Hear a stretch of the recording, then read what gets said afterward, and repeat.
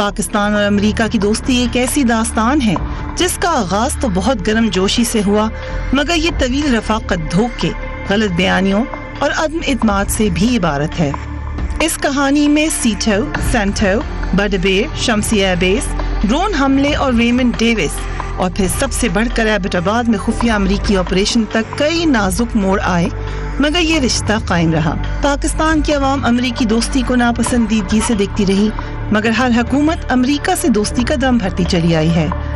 عوام کو ہر معاملے کے پیچھے امریکی سازش دکھائی دیتی ہے، مگر ہر حکومت امریکی امداد حاصل کرنے کے لیے سر توڑ کوششیں کرتی رہی ہے۔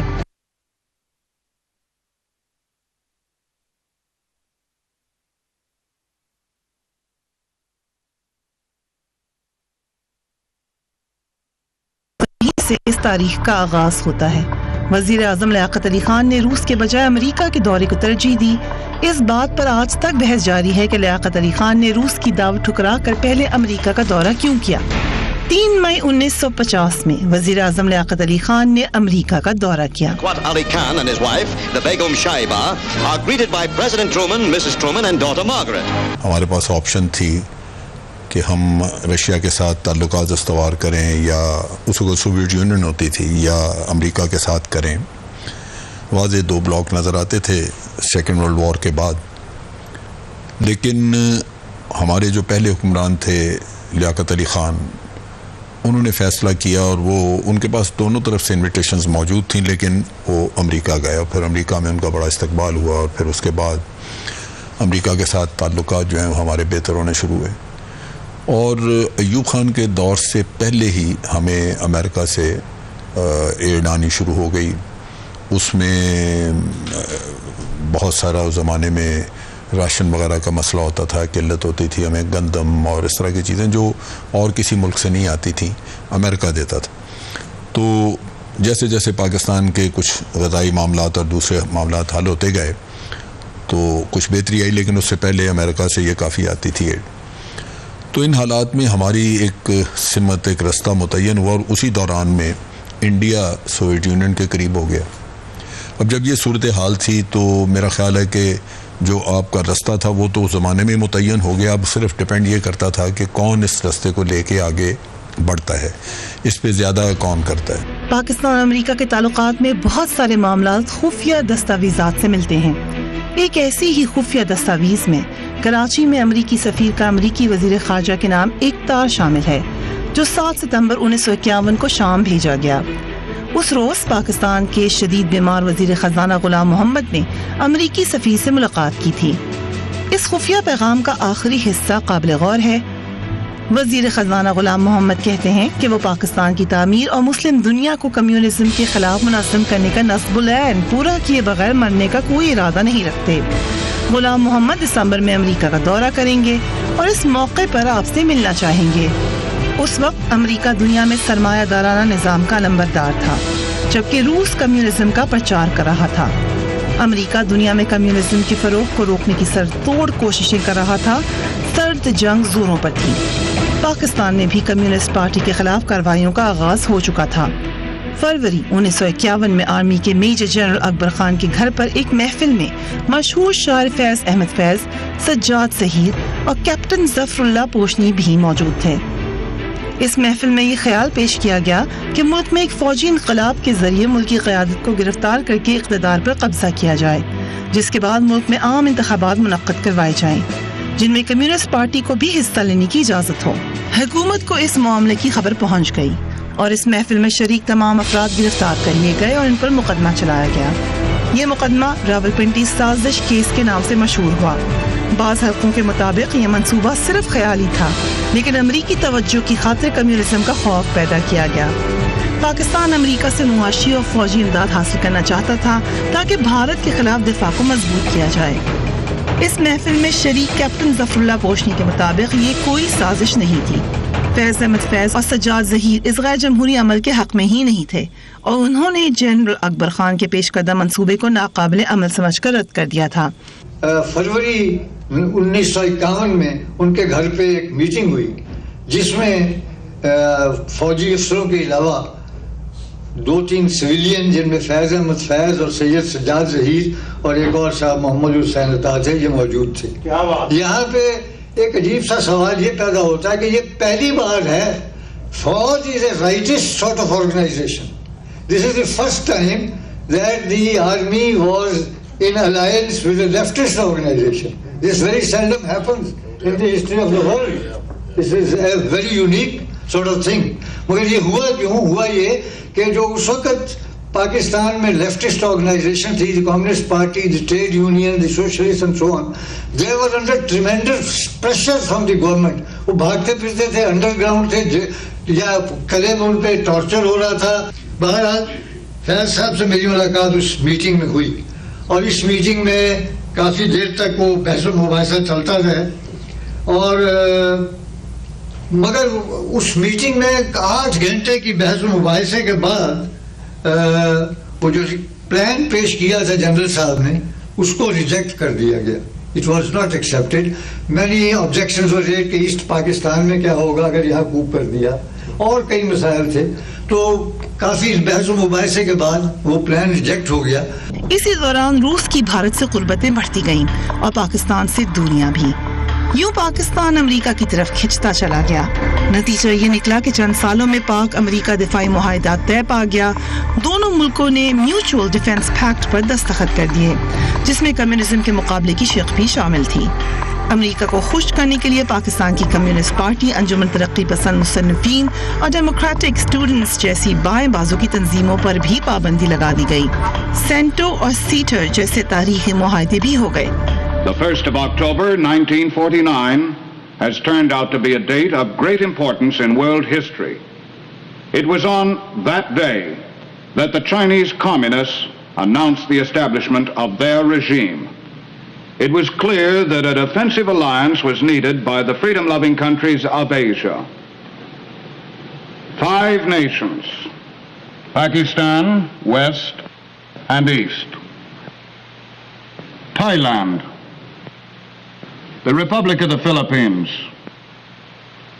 Australia and New Zealand, joined with France, Great Britain and the United States to form the Southeast Asia Treaty Organization, called SEATO. Peshawar के नजदीक बरबीर का हवाई अड्डा अमेरिका को दे दिया गया. 1953 से 1961 के दरमियान अमेरिका ने पाकिस्तान को $500 मिलियन से ज्यादा इमदाद फराहम की. मेरे ख्याल में अगर हम सारे वाक़यात को देखें तो अब लगता ये है कि यह फैसला दुरुस्त नहीं था. हमने एक ऐसे मुल्क से दोस्ती की और उसके फ़ौजी कैंप में शामिल हो गए जो हमसे बहुत दूर है, हज़ारों मील दूर है, और जो हमारे हमसाये में मुल्क था सोवियत यूनियन, उससे हमने ताल्लुकात बिगाड़ दिए. कोल्ड वार के ज़माने में हमने अमेरिका का साथ दिया और रूस से दुश्मनी मोल ली. बगदाद पैक्ट, सेंटो, सीएटो ये फ़ौजी मुआहदे थे, इसका हम हिस्सा बने और पाकिस्तान ने मुकम्मल तौर पर अपने आप को अमेरिका के हवाले कर दिया. तो हमसाये जो होते हैं वो आपके करीब होते हैं, उनसे ताल्लुकात आपको बेहतर बनाने होते हैं. ठीक है, अमेरिका से ताल्लुकात रखें, लेकिन मुकम्मल तौर पर आप एक कैंप में न चले जाएं. तो हमने रूस से अपने आप को बहुत दूर कर लिया और फिर चीन भी था, उससे भी उस वक्त हमारे ताल्लुकात इतने अच्छे नहीं थे. और फिर यह है कि हमने फ़ौजी मुआहदे किए, यानी सियासी इक़्तिसादी मुआहदे ठीक थे, लेकिन चूँकि उस वक्त अमेरिका और सोवियत यूनियन की आपस में काफ़ी चपकलिश थी, कोल्ड वार चल रही थी, तो उसमें हम एक फरीक बन गए और इसका हमें नुकसान हुआ है. पाकिस्तान ने अमेरिका के ब्लॉक में शमूलियत अयूब खान के दौर से पहले ही हासिल कर ली थी. जब लियाकत अली खान अमेरिका चले गए और रूस नहीं गए तो उस वक्त हमने अमेरिका का साथ देना शुरू किया था. अब अयूब खान के दौर में इसको ज़्यादा मुस्तहकम किया गया और हम फिर सीटो और सेंटो ये तमाम दिफाई माहदे थे, उसमें हम शरीक हुए. अगर देखा जाए तो पाकिस्तान ने इससे कुछ हासिल तो ज़रूर किया, लेकिन जितना नुकसान हमें हुआ वो फ़ायदे से कहीं ज़्यादा है. अव्वल तो ये कि हम रूस के मुखालिफिन में शुमार हुए اور امریکہ کے اتحادیوں میں. ٹھیک ہے ہمیں امریکہ سے امداد ملی، لیکن وہ امداد آخر گئی کہاں پر؟ زیادہ امداد جو ہے وہ فوجی ساز و سامان کی شکل میں تھی، اور میں سمجھتا ہوں کہ پاکستان کے عوام کو اس سے کوئی فائدہ نہیں ہوا. بھارت کے وزیر اعظم جواہر لال نہرو پاکستان کو ملنے والی امداد پر امریکہ سے ناراض تھے، لیکن امریکی صدر آئزن ہاور نے انہیں یقین دلایا کہ پاکستان کو دیے جانے والا اسلحہ بھارت کے خلاف جارحیت میں استعمال نہیں ہوگا. پاکستان میں جاری سیاسی افراتفری کا فائدہ اٹھاتے ہوئے جنرل ایوب خان نے 1958 میں مارشل لاء نافذ کر کے اقتدار پر قبضہ کر لیا. جولائی 1961 میں صدر ایوب خان نے امریکہ کا دورہ کیا، جہاں امریکی صدر جان ایف کینیڈی نے ان کا شاندار استقبال کیا. یہ مناظر آج بھی دیکھنے کے قابل ہیں.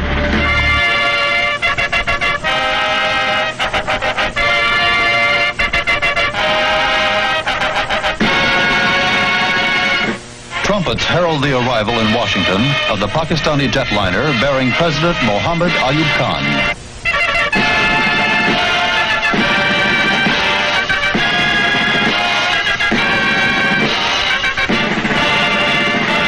I am overwhelmed by the warmth of reception, Mr. President, you have given me, and very kind words you have expressed about my country and its relationship with your country. Now I'm looking forward to having the opportunity of exchanging views with you, and I have no doubt that our area of understanding will enlarge as a result of it, and our friendship will get stronger. Pakistan کے صدر اور وزراء اعظم تو امریکہ کے دورے کرتے رہے ہیں، مگر پاکستان سے ایک ایسی شخصیت نے بھی امریکہ کا دورہ کیا جو نہ تو کوئی سرکاری عہدیدار تھے اور نہ ہی کوئی اہم شخصیت، مگر انہیں خود امریکی نائب صدر لنڈن بی جانسن نے امریکہ کے دورے کی دعوت دی تھی، اور پوری دنیا کے میڈیا میں اس ملاقات کا چرچا ہوا. کراچی کی سڑکوں پر اونٹ چلانے والے بشیر ساربان کو امریکی نائب صدر لنڈن بی جانسن نے دیکھا تو بہت حیران ہوئے. اونٹ گاڑی ان کے لیے ایک عجیب و غریب چیز تھی. انہوں نے بشیر ساربان کو امریکہ کے دورے کی دعوت دی. بشیر صاحبان امریکہ پہنچے تو ان کا شاندار استقبال کیا گیا اور وہ امریکی اخبارات کی شہ سرخیوں کا حصہ بنتے رہے. مدت ہو گئی آپ سے ملے ہوئے، یہی انتظار تھا کہ خدا بند کریم کب ملائے آپ سے. I understand that he's going to name his camels. Has he had any success, any progress in that? وہ کہہ رہے ہیں کہ آپ اپنے اونٹ کا نام رکھنا چاہتے ہیں، اس کے بارے میں کچھ آپ کہہ سکتے ہیں؟ وہ تو اونٹ ہے، کیا نام اس کا رکھا جائے گا. 1962 میں چین اور بھارت کے درمیان جنگ ہوئی تو امریکہ نے چین دشمنی میں بھارت کو اسلحہ فراہم کیا. امریکہ کا یہ رویہ پاکستان کے لیے ناقابل برداشت تھا. پہلی بار پاک امریکہ تعلقات میں دراڑیں پڑنا شروع ہو گئیں. جب 1965 میں پاک بھارت جنگ شروع ہوئی تو امریکہ نے پاکستان کی اسلحے کی سپلائی لائن بند کر دی، مگر اس کے باوجود پاکستانی فوج نے بھارت کو منہ توڑ جواب دیا. جنگ ختم ہو گئی مگر پاکستان کا امریکہ سے اعتماد اٹھ چکا تھا. 1971 میں ایک بار پھر امریکہ نے پاکستان کا ساتھ چھوڑ دیا. پاکستانی قوم امریکی بحری بیڑے کا انتظار ہی کرتی رہی، مگر نہ امریکی بیڑا آنا تھا اور نہ ہی آیا.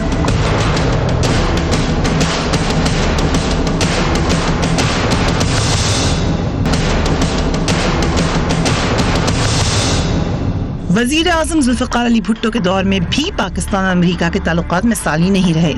بھٹو نے سوشلزم کا نعرہ لگایا تھا، ان کا جھکاؤ چین کی جانب تھا. وہ 1971 کی شکست کے بعد پاکستان کو ایٹمی طاقت بنانا چاہتے تھے.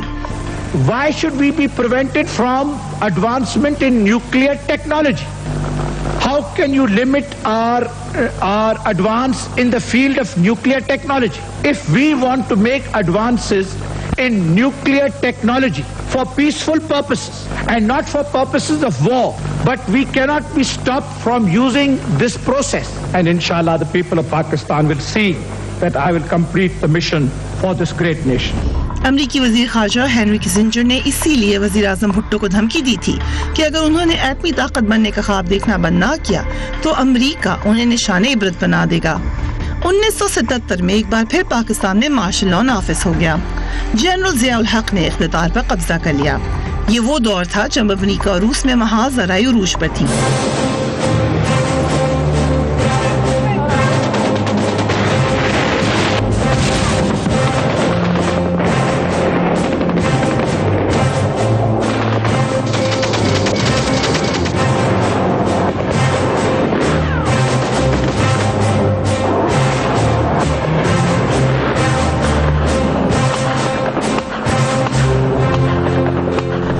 افغانستان پر قبضہ کر لیا. امریکہ کو پھر پاکستان کی ضرورت آن پڑی. افغانستان میں جہاد کا آغاز ہو گیا. پاکستان کو اس جہاد کا بیس کیمپ بنا دیا گیا. دنیا بھر سے مجاہدوں کو اکٹھا کر کے انہیں پاکستان لا کر تربیت دی جاتی تھی اور ایسا خوشی خوشی کیا جاتا تھا. امریکی اسلحہ فراہم کیا جاتا اور پھر روس سے لڑنے افغانستان بھیجا جاتا. اس دور میں پاکستان پر امریکی نوازشیں عروج پر تھیں. آج طالبان کے شہریوں کو کوڑے مارنے پر تلملانے والے امریکہ نے اس وقت جنرل ضیاء الحق کے سیاسی کارکنوں کو سرعام کوڑے مارنے پر آنکھیں بند کر رکھی تھیں.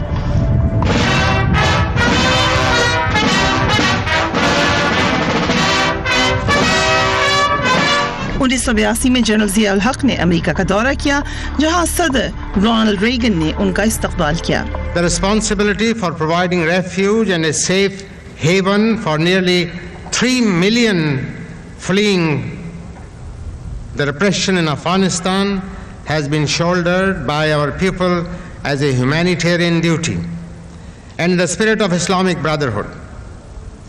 Nevertheless, the burdens are there, especially for a developing country like Pakistan. دیکھیے بہت سارے لوگ اس کو کوشچن کرتے ہیں, وہ کہتے ہیں کہ ہمیں اس وقت ساتھ نہیں دینا چاہیے تھا, لیکن میں سمجھتا ہوں کہ یہ ساری چیزیں بات کی ہیں, آج ہم بیٹھ کے بات کرتے ہیں کہ ساتھ نہیں دینے, لیکن جو اس وقت کے حالات سے واقف ہیں لوگ, میرے خیال کے مطابق وہ صحیح سمجھتے ہیں اور یہ فیصلہ اس زمانے کے مطابق درست تھا.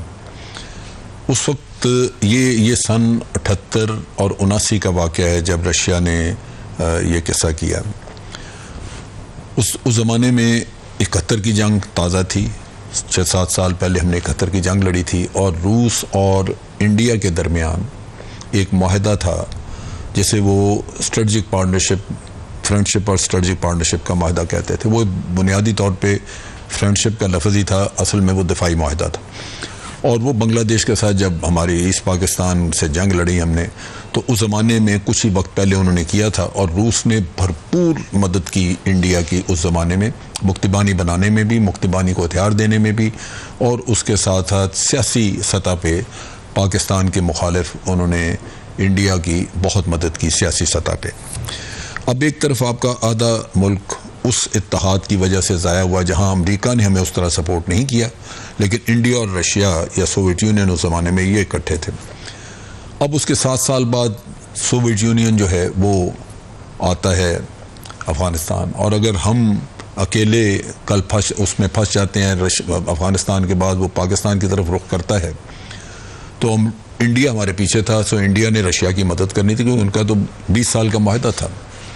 سو ہمیں یہ حقیقت بھی ذہن میں تھی کہ انڈیا پہلے بھی ہمیں ٹکڑے کر چکا اور اس کا آئندہ بھی ہوگا کہ رشیا کی شے پہ وہ پاکستان کو مزید کرے.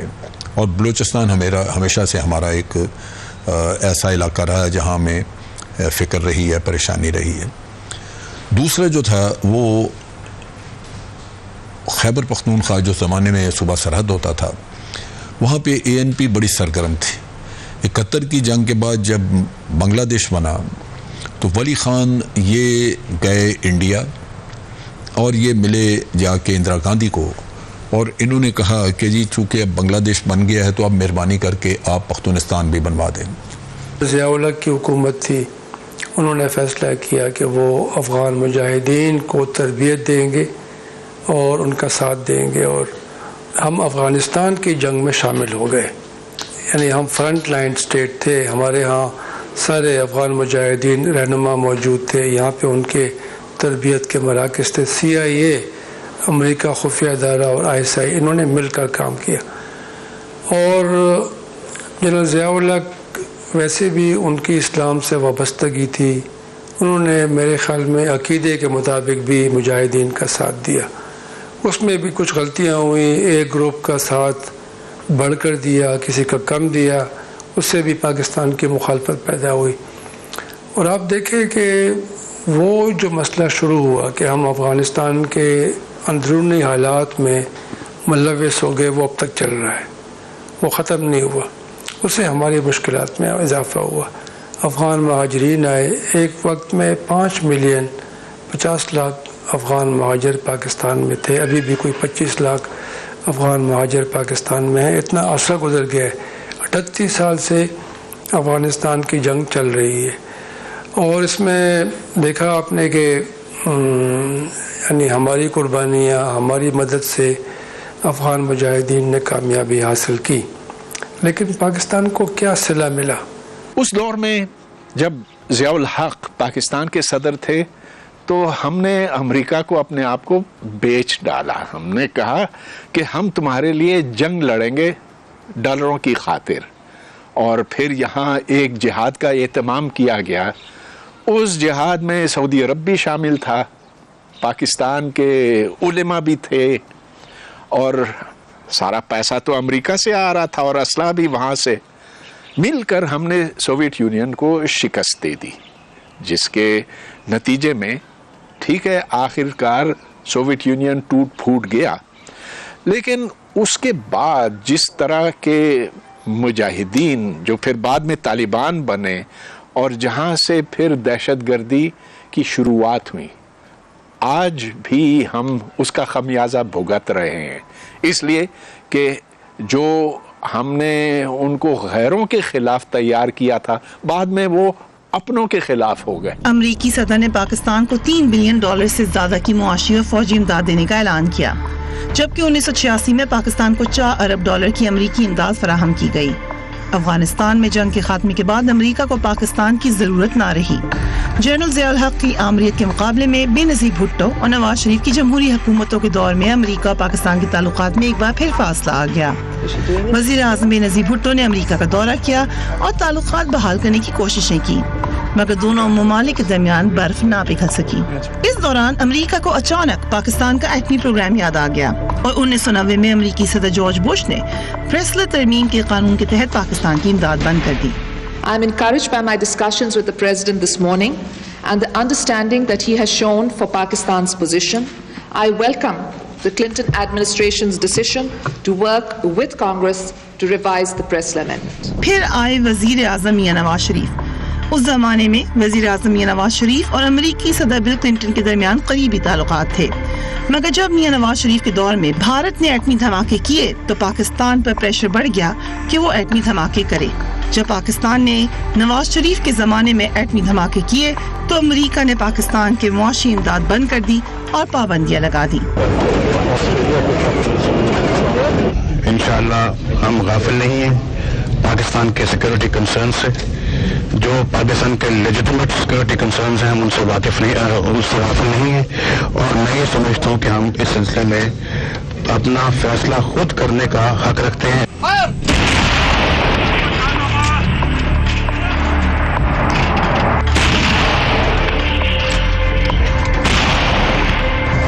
1999 میں کارگل جنگ شروع ہوئی تو امریکہ نے سخت ناراضگی کا اظہار کیا. 4 جولائی 1999 کو نواز شریف ہنگامی طور پر امریکہ پہنچے اور صدر بل کلنٹن سے ملاقات کی. صدر بل کلنٹن نے وزیر اعظم نواز شریف سے فوری جنگ بندی اور کارگل سے فوجیں ہٹانے کا مطالبہ کیا، جسے تسلیم کر لیا گیا. I have a report to make to him on this issue, which is somewhat more extensive, and after we have a chance to discuss it, then we will make available, obviously. Kargil کی جنگ general Pervez Musharraf اور وزیر اعظم نواز شریف کے درمیان شدید اختلافات کا باعث بنی. 12 اکتوبر 1999 کو جنرل پرویز مشرف نے وزیر اعظم نواز شریف کو برطرف کر کے اقتدار پر قبضہ کر لیا. جنرل پرویز مشرف نے اپنے آپ کو ایک لبرل حکمران کے طور پر پیش کیا. انہیں میڈیا کا ڈارلنگ سمجھا جاتا تھا. اس دوران امریکی صدر بل کلنٹن نے امریکی خارجہ پالیسی میں بڑی تبدیلی لاتے ہوئے بھارت سے قریبی تعلقات کا آغاز کر دیا. وہ 5 روزہ دورے پر بھارت کے مختلف شہروں میں گئے، لیکن پاکستان کی متعدد درخواستوں کے بعد بھارت سے واپس جاتے ہوئے صرف 5 گھنٹے کے لیے اسلام آباد رکے. اور یہی وہ آغاز تھا جب پاکستان کے بجائے امریکہ کا ٹلٹ مکمل طور پر بھارت کی طرف ہو چکا تھا.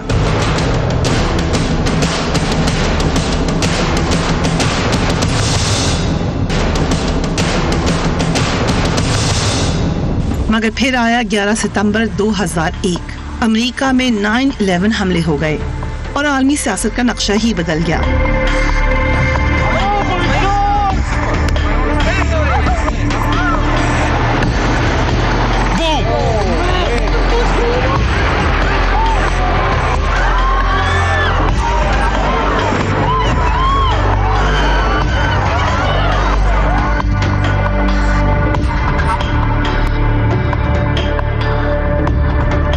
امریکہ نے دہشت گردی کے خلاف ایک بڑی جنگ کا آغاز کر دیا. ایک بار پھر پاکستان کی ضرورت آن پڑی. پاکستان اس جنگ میں شامل ہو گیا. اسے ایک اہم اتحادی کا درجہ حاصل ہو گیا.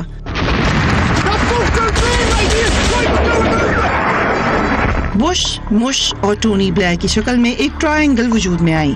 جنرل مشرف نے جس طرح کہتے ہیں سنتے ہیں، ایک ٹیلی فون آیا امریکی سیکرٹری اسٹیٹ ڈپارٹمنٹ وزیر خارجہ کولن پاول کا، اور یہ مان گئے. ساری مطالبات شرائط یہ مان گئے.